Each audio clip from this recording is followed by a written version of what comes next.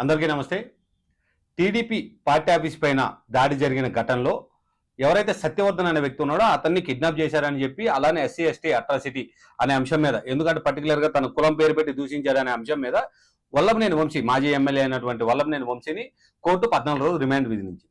So ఈ రిమాండ్లో ఉన్నటువంటి వంశీని కలవడానికి మాజీ ముఖ్యమంత్రి వైఎస్ జగన్మోహన్ రెడ్డి జైలుకి వెళ్ళడం జరిగింది. సో జైల్లోకి వెళ్ళిన తర్వాత మాజీ ముఖ్యమంత్రి జగన్ గారితో పాటు వారి వంశీ గారి సత్యమని కూడా జైలుకి వెళ్ళి వాళ్ళతో ములాఖాత్ అవడం జరిగింది. ములాఖాత్ అయిన తర్వాత ప్రెస్ మీట్ పెట్టారు. ఈ ప్రెస్ మీట్ లో జగన్మోహన్ రెడ్డి గారు ఏం మాట్లాడారు, అసలు దీనికి సంబంధించి క్లియర్ డీటెయిల్స్ ఏమున్నాయి అని అంటే, యాజ్ యూజువల్ ఎప్పుడు చెప్పినట్టుగానే అన్యాయంగా అరెస్ట్ చేశారు. ఇలాంటి ఘటన జరగడానికి ప్రోత్సహించింది పట్టాభియే. సో పట్టాభి విషయాన్ని పక్కన పెట్టి కంప్లీట్ గా వంశీని అరెస్ట్ చేశారు. అలానే గతంలోనే ఎవరైతే వైఎస్ఆర్సీపీ పార్టీ కార్యాలయం ఉందో ఆ కార్యాలయం పైన దాడి కూడా జరిగింది. ఆ జరిగిన దాడిలో టీడీపీ వాళ్ళనున్న వైసీపీ వాళ్ళని ఇద్దరిని అరెస్ట్ చేశాము. అప్పుడు మేము ఒక పక్షపాతిగా కానీ లేదా మేము అధికారంలో ఉన్నామని చెప్పి మా వాళ్ళని పక్కన పెట్టి ఓన్లీ టీడీపీని అరెస్ట్ చేయలేదు. ఈ విషయాన్ని ప్రస్తావించకంటే ముందు ప్రెస్ మీట్ పెట్టడం జరిగింది. సార్, ఈ ప్రెస్ మీట్ లో మెయిన్ తను చెప్తున్న అంశం ఏంటంటే, మరి ఇది కిడ్ సైజ్ అనుకోవాలా, లేదా ట్రోలర్స్ కి కంటెంట్ కావాలి కాబట్టి కంటెంట్ ఇచ్చారనుకోవాలా, లేదా ఇంకా వేరే విధంగా మనం భావించాలని నాకైతే అర్థం కాలేదు. ఎందుకంటే ఒక రిపోర్టరు జగన్మోహన్ రెడ్డి గారిని అడిగారు అనమాట, అసలు వల్లభనేని వంశీ గారిని అరెస్ట్ చేశారు కదా, దీని గురించి మీరు ఏమనుకున్నారు సార్, అసలు ఎందు గురించి అరెస్ట్ చేశారని మీరు భావిస్తున్నారు అని అడిగినప్పుడు జగన్మోహన్ రెడ్డి గారు ఏం మాట్లాడారు ఒకసారి చూడండి. ఎందుకంటే ఆయన మాట్లాడుతున్నప్పుడు చాలా వ్యంగ్యంగా అనిపించింది. ఎందుకో వీళ్ళ చంద్రబాబు నాయుడు గారి సామాజిక వర్గంలో ఇంకో వ్యక్తి ఎదుగుతుంటే అది చూసి ఓర్వలేక అతను అరెస్ట్ చేశారని, లోకేష్ గారి కంటే చంద్రబాబు నాయుడు గారి కంటే గ్లామరస్ గా ఉన్నారని చెప్పి అరెస్ట్ చేయించారని. సో ఈ గ్లామరస్ లో కొడాలి నాని గారిని యాడ్ చేశారు, అక్కడ ఉన్నటువంటి అవినాష్ రెడ్డి గారిని యాడ్ చేశారు. అసలు వీళ్ళందరినీ ఎందుకు యాడ్ చేశారు, అసలు దీన్ని ఏ కోణంలో చూడాలి? ఎందుకంటే వ్యంగ్యంగా చేశారా, లేదా వితౌట్ స్క్రిప్ట్, ఏదైతే స్క్రిప్ట్ పేపర్ ఉంటుందో ఆ పేపర్ లేకుండా పోతే అసలు సబ్జెక్టే లేదా? అసలు జగన్మోహన్ రెడ్డి గారు ఏం మాట్లాడారు ఒకసారి మీరు కూడా వినండి. వంశీని ఎందుకు టార్గెట్ చేస్తా ఉన్నారు అనేది చంద్రబాబు నాయుడు గారికి వంశీని చూస్తే తన సామాజిక వర్గం నుంచి ఒక వ్యక్తి ఎదుగుతున్నాడు, చంద్రబాబు నాయుడు గారి కన్నా గ్లామరస్ గా ఉన్నాడు, లోకేష్ గారి కన్నా గ్లామరస్ గా ఉన్నాడు, ఒక మనిషి ఎదుగుతున్నాడు అని అంటే తట్టుకోలేడు తన సామాజిక వర్గంలోనే. అందుకనే కొడాలి నాని చూసినా ఆ మనిషికి జీర్ణించుకోలేని ఆక్రోశము, వంశీని చూసినా కూడా జీర్ణించుకోలేని ఆక్రోశము. ఎందుకంటే చంద్రబాబు నాయుడు గారి కన్నా చక్కగా ఉంటారు కాబట్టి వీళ్ళిద్దరు. అవినాష్ కూడా పాపం ఎప్పుడో ఒకసారి టార్గెట్ అవుతాడు, ఎందుకంటే లోకేష్ కన్నా. ఇక్కడ చూడండి, మీరు ఒకటి గమనించండి, అరెస్ట్ అయింది వల్లభనేని వంశీ గారు. ఈయన పరామర్శించడానికి వెళ్ళింది జైలుని వల్లభనేని వంశీ గారిని. కానీ ఈయన ప్రెస్ మీట్ లో ముందు ప్రస్తావిస్తున్న వ్యక్తి ఎవరిని అంటే కొడాలి నాని గారిని. అది కూడా చూడండి ఒకసారి, వినండి. చక్కగా ఉన్నాడు కాబట్టి ఇది చంద్రబాబు నాయుడు గారి మనస్తత్వం. ఆయన కొడుకు, ఆ సామాజిక వర్గంలో వాళ్ళు మాత్రమే లీడర్లు.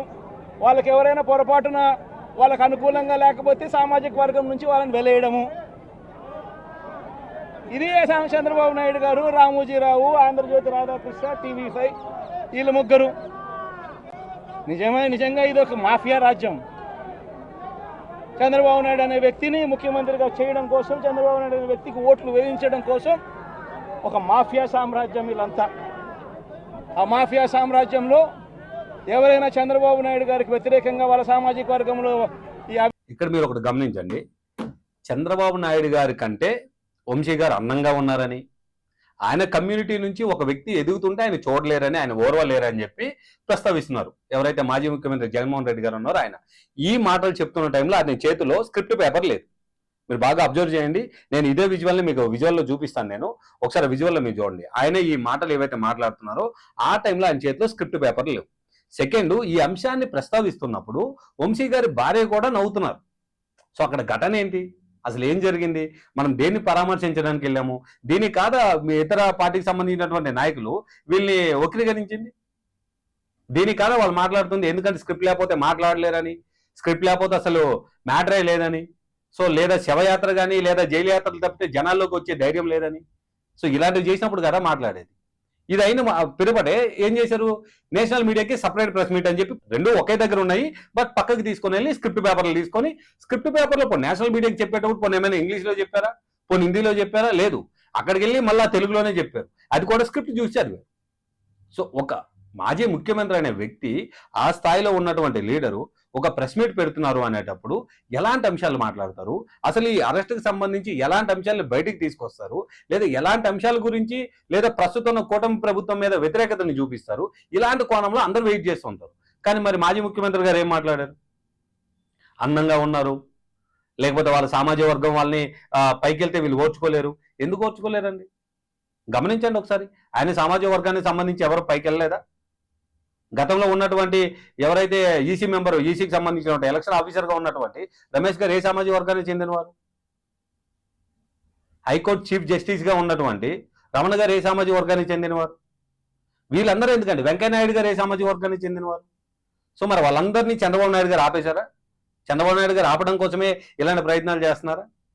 అంటే జగన్మోహన్ రెడ్డి గారు పరిజ్ఞానం, జగన్మోహన్ రెడ్డి గారు ఒక ప్రెస్ మీట్ పెట్టారు అని అంటే వైసీపీకి సంబంధించినటువంటి కార్యకర్తలు కానీ, లేదా వైసీపీ పార్టీ శ్రేణులు కానీ మా లీడర్ వచ్చి మీడియా ముందు మాట్లాడుతున్నారంటే ఏ అంశం మీద మాట్లాడతారు? ఎందుకనంటే మీరు ఒకసారి అబ్జర్వ్ చేస్తే జగన్మోహన్ రెడ్డి గారు వస్తున్నారు అని తెలిసిన మరుసెకను ఏపీలో ఉన్నటువంటి అందరూ వైఎస్ఆర్సీపీకి సంబంధించినటువంటి లీడర్స్ ఉన్నారో అందరూ అక్కడ జైలు దగ్గర చేరడం జరిగింది. చేరిన దాంట్లో ఒక్కొక్కరు ఒక్కోలా మాట్లాడడం. అదే కొడాల నాని గారు ఒక వేరే ప్రముఖ ఛానల్కి బయట అడుగుతున్నప్పుడు ఆ రిపోర్టర్ అడిగిన ప్రశ్న ఏంటంటే, ఏంటి సార్ గతంలో మీరు చాలా ఫైర్గా మాట్లాడారు, ఎవరేం చేస్తారో చూద్దాం రండి, దమ్ముంటే టచ్ చేయండి అని ఇలాంటి మాటలు మాట్లాడారు కదా, ఇప్పుడు ఎందుకు సార్ చాలా డల్గా మాట్లాడుతున్నారు అని అడిగితే, అప్పుడు పవర్ ఉందమ్మా, పవర్ ఉంది కాబట్టి మాట్లాడాము, ఇప్పుడు పవర్ లేదు కదా అంటే ఎలా మాట్లాడతాము? అంటే వ్యక్తిత్వం ఇక్కడ ఏంటంటే పర్సనల్ ఏదైతే ఒక ఇన్ఫ్లుయెన్స్ ఉంటుందో, లేదా పర్సనల్గా నేను ఇది, లేకపోతే నా యాటిట్యూడ్ ఇది, నా బిహేవియర్ ఇది అని చూపించుకోవాలని ఉంటుందో, దానికి పవర్ ఉంటే ఒకలా, పవర్ లేకపోతే ఒకలా అనే అంశం అయితే ఉండదు. ఎందుకంటే నిజంగానే నువ్వు పర్సనల్గా అంత రెబల్ క్యాండిడేట్వి, అంత రెబల్గా మాట్లాడే వ్యక్తివి అనుకో, అధికారం ఉన్నా అధికారం లేకపోయినా, నువ్వు పవర్లో ఉన్నా పవర్ లేకపోయినా నీ వ్యక్తిత్వం ఒకేలా ఉండాలి. సో అప్పుడు పవర్ ఉంది కాబట్టి ఎలా మాట్లాడాము, ఇప్పుడు పవర్ లేదు కాబట్టి ఎలా ఉన్నాము. నీ చేతిలో మైక్ లేకపోతే నువ్వు ఎలా మాట్లాడగలవా? నీ చేతిలో మైక్ లేకపోతే నువ్వు వచ్చేంత ధైర్యంగా మా ప్రశ్నలు అడగగలవా? అంటే వీళ్ళు ఇంకా అప్పటి ఏదైతే గత ప్రభుత్వంలో ఉన్నారో వీళ్ళు ఇంకా అదే ధోరణి కంటిన్యూ చేస్తున్నారు. స్క్రిప్ట్ వస్తే మాట్లాడాలి, స్క్రిప్ట్ లేకపోతే మాట్లాడలేరు. పేపర్లు ఉంటే మాట్లాడాలి, పేపర్ లేకపోతే మాట్లాడలేరు. పర్టికులర్గా ఈ సినారియోలో మీరు ఒకసారి అబ్జర్వ్ చేయండి. చంద్రబాబు నాయుడు గారు అరెస్ట్ జరిగిన తర్వాత పవన్ కళ్యాణ్ గారు వెళ్ళి జైల్లో ఆయన పరామర్శించిన తర్వాత పవన్ కళ్యాణ్ గారు కూడా ప్రెస్ మీట్ పెట్టారు. ఆ ప్రెస్ మీట్ ఎంత ఉందాతనాన్ని తీసుకొచ్చింది. ఏదైతే ఆంధ్రప్రదేశ్ రాష్ట్రంలో కూటమి కట్టడానికి ఆ ప్రెస్ మీట్ ఎంత కీలక పాత్ర పోషించింది. ఆ టైంలో పవన్ కళ్యాణ్ గారు మాట్లాడే మాటలు ఎలా ఉన్నాయి? సో గతంలో నేను పవన్ కళ్యాణ్ గారు 2019లోనే నేను చంద్రబాబు నాయుడుకి వ్యతిరేకంగా నేను పోటీ చేశాను, సో చంద్రబాబు నాయుడుకి ఇప్పుడు మంచి పని అయింది, సో ఇలానే కావాలని చెప్పి ఏమైనా పవన్ కళ్యాణ్ గారు చెప్పారా? అంటే ఇక్కడ వంశీ గారి గురించి జగన్మోహన్ రెడ్డి గారు సానుభూతి చెప్తున్నారా? సానుభూతి తెలిపే ప్రయత్నం ఏమైనా చేశారా? లేదా వీళ్ళు అక్కసిని కక్కే ప్రయత్నం చేస్తున్నారా? వంశీ గారిని ఇంతకీ పార్టీ ఏదైతే వైఎస్ఆర్సీపీ పార్టీ ఉందో పార్టీ అడాప్ట్ చేసుకుంటున్నట్టేనా? వంశీ గారిని లేదా పార్టీ నుంచి బయటికి పంపించేసినట్ట? అసలు ఏ ధోరణిలో దీన్ని ఆలోచించాలి? ఏ కోణంలో అసలు మనం దీన్ని చూడాలి? ఒక మాజీ ముఖ్యమంత్రి మాట్లాడుతున్నప్పుడు ఎలాంటి అంశాలు మాట్లాడతారు? కూటమి ప్రభుత్వం గురించి మా లీడర్ అయినటువంటి వంశీ గారికి ఇలాంటి తప్పు జరిగింది, లేకపోతే ఇలాంటి ఇవన్నీ చాలా కుట్రపూరితంగా జరిగాయి, లేదా ఇంకేదో అని చెప్పే ప్రయత్నం చేయాలి. కానీ ఆయనకంటే వీళ్ళు అందంగా ఉంటారని, నారా లోకేష్ కంటే అవినాష్ రెడ్డి అందంగా ఉన్నాడని, సో కొడాల నాని గారు అందంగా ఉన్నారని, అది చూసి అక్కసు పట్టలేక వీళ్ళని అరెస్టులు చేస్తున్నారని, అంటే ఇదేమైనా గ్లామరస్కి సంబంధించినటువంటి పోటీయా? అసలు దీన్ని ఏ కోణంలో చూడాలి? ఒకసారి ఈ వీడియో మీకు ఏదైతే ప్లే చేశానో నేను ఆ వీడియోని మళ్ళీ లాస్ట్లో కూడా మళ్ళీ ఒకసారి మొత్తం ప్లే చేస్తాను, ఒకసారి చూడండి. ఎందుకంటే నార్మల్ మీడియా అంటూ ఒకటి మాట్లాడారు, సో ఇది ఈ క్రిటిసైజ్ చేయడం అయిపోయిన తర్వాత మరి అది క్రిటిసైజ్ కోణంలో తీసుకోవాలో వద్దో నాకు అర్థం కావట్లేదు. బట్ మీరైతే భావించండి, ఇది ఎలా తీసుకోవాలనేది మీరే నా కామెంట్ రూపంలో చెప్పండి. ఆయన సెటైరికల్ కామెంట్ చేశాడా, లేకపోతే మనోడి దగ్గర ఉన్న సబ్జెక్టే అంతా, అసలు మీరేమనుకుంటున్నారో అది ఒకసారి ఆ వీడియో మొత్తం వినండి. విన్న తర్వాత పేరు నాని గారు చెప్తారు, సార్ నేషనల్ మీడియా పక్కన ఉంది అక్కడ చెప్పాలని. ఎందుకంటే దానికంటే ముందే ఎవరైతే అవినాష్ రెడ్డి గారు ఉన్నారో అవినాష్ రెడ్డి గారు స్క్రిప్ట్ పేపర్లు ఇచ్చే ప్రయత్నం చేస్తారు. తను అడుగుతారు, జగన్మోహన్ రెడ్డి గారు అడిగినప్పుడు అవినాష్ రెడ్డి గారు స్క్రిప్ట్ పేపర్లు ఇచ్చే ప్రయత్నం చేస్తారు. అప్పుడు నాని గారు చెప్తున్నారు అనమాట, సార్ నేషనల్ మీడియా పక్కన ఉంది అక్కడికి వెళ్ళాలి మనం. అంటే నేషనల్ మీడియాకి ఈ మీడియాకి వేరియేషన్ ఏముంటుంది? అంటే నేషనల్ మీడియా అని చెప్పి సపరేట్ కోణంలో చూడాల్సినంత అవసరం ఏముంది? ఏదైనా ఒకటే మీడియా కదా, ఏదైనా మీడియానే కదా, ఏదైనా ఫోర్త్ ఎస్టేట్ ఆ ఫోర్త్ పిల్లరే కదా. సో ఎందుకు దాన్ని అట్లా వేరే కోణంలో ఎందుకు చూడాల్సి వచ్చింది? సరే పోనీ చూశారు, అక్కడికి వెళ్ళారు, పోనీ మాట్లాడారు, ఇంగ్లీష్లో మాట్లాడారా? మళ్ళీ స్క్రిప్ట్ చూస్తూ మళ్ళీ ఆ టేక్స్ తీసుకుంటూ మళ్ళీ అదే పరిస్థితి. ఏమంటారు, పాత చింతకాయ పచ్చడే, ముఖ్యమంత్రి గారు రిలాక్స్గా కూర్చున్నప్పుడు కూడా ఒక ప్రెస్ మీట్ పెట్టే పరిస్థితి లేదు. సరే పోనీ ఏదో గత ప్రభుత్వంలో ఆయనతో కలిసి పనిచేసిన ఒక ఎమ్మెల్యేని అరెస్ట్ చేశారు కదా, సరే ఆయన ఏమైనా సానుభూతి తెలుపుతారా లేదా ఇంకే విషయమైనా ప్రస్తావిస్తారా అని అంటే ఆ పరిస్థితి లేదు. అసలు ఏం జరుగుతుంది? ఒకసారి మీరేమనుకుంటున్నారు ఈ విషయం మీద కామెంట్ రూపంలో నాకు తెలపండి. జగన్మోహన్ రెడ్డి గారి ఆలోచన విధానము లేదా ఆయన చేస్తున్నటువంటి కామెంట్స్ అసలు ఏ కోణంలో చూడాలనేది నాకు అర్థం కావట్లేదు. మీరేమైనా సజెస్ట్ చేయగలిగితే కామెంట్ రూపంలో నాకు సజెస్ట్ చేయండి. Thank you. వంశీని ఎందుకు టార్గెట్ చేస్తూ ఉన్నారు అనేది చంద్రబాబు నాయుడు గారికి వంశీని చూస్తే తన సామాజిక వర్గం నుంచి ఒక వ్యక్తి ఎదుగుతున్నాడు. చంద్రబాబు నాయుడు గారి కన్నా గ్లామరస్గా ఉన్నాడు. లోకేష్ గారి కన్నా గ్లామరస్గా ఉన్నాడు. ఒక మనిషి ఎదుగుతున్నాడు అని అంటే తట్టుకోలేడు తన సామాజిక వర్గంలోనే.